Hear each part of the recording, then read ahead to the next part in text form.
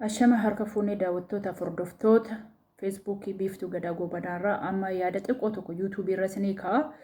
Yaadi koosii wantoota ani qibaata rifeensa kiyyaaf fayyadamu yeroo baay'ee namoonni rifeensa kiyya fuuldura isaafaa caccabina isaafaa maal isaafaa kana yoo arginu shamarran na gaggaafatan jiru. Haa ta'u malee waan inni itti fayyadamu sheerii isinii godha yeroo hundaa waan jaalladhu namaaf sheer gochuun jaalladha. Haa ta'u malee amma na hordofaa akkuma beektan rifeensa kiyya sin agarsiisaa jalqaba akkaataa itti fayyadamu. Rifeensa koo kana waggaa 3 guunne ergin haaddadhe nargitu waan qabu feekii miti kan hin fayyadamu waan hin ofii fayyadamu malee isaa keemikaala sin irratti hojjedhu quban qabu injiroo geexii konnatti bu'e. So tokko almoondo oilii kanan fayyadama. Almoondo oilii kana gaafa miccadhee ka'u jiidhaama isaatti dibadha. Ammasi black castle oil wanta jedhu kanasi hin fayyadama. Jiidhaa isaatti jiisee rifeensa koo huddee isaatti dibadha. Kun immoo maqaan isaa maal jedha? Indian herb jedha. Kana ilaala akkuma asirraa argitan kana yeroo baay'ee mataan caafii isaatiif jala jalaa caccabaa addana isaatti caafii isaatii fi biqiltuu jala isaatii kanatti dibadha. Dibeen jira amma jechuudha. Itti dabalee isinii dibuun barbaadu akka inni itti laafee jiru akka inni tolee. Kanammoo godhadheen isin agarsiisa. Kun nargitu dudduubatti gaafa harkisee hidhadhu.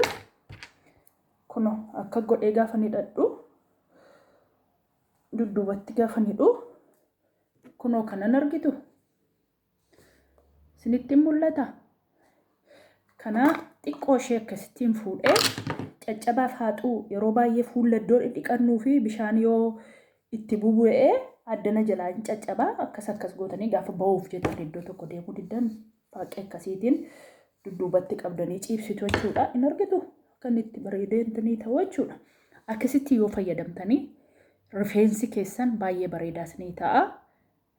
Galgala gaafa raftan immoo akkasittiin hin raftan iddoo 2 3 4 keessanii raftu. Borimmoo hiittanii akka barbaadan dudduubatti qabsiisuu karliis godhachuu dandeessu.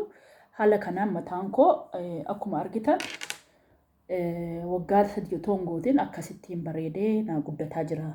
Ani keemikaalas badaa waan naachuraaliin taaniin fayyadamu itti fayyadamaan isiniin jedha. Yoo jaallattaneettan inboksii na gaafachuu dandeessu irra deddeebi'ee isinitti himuu danda'a.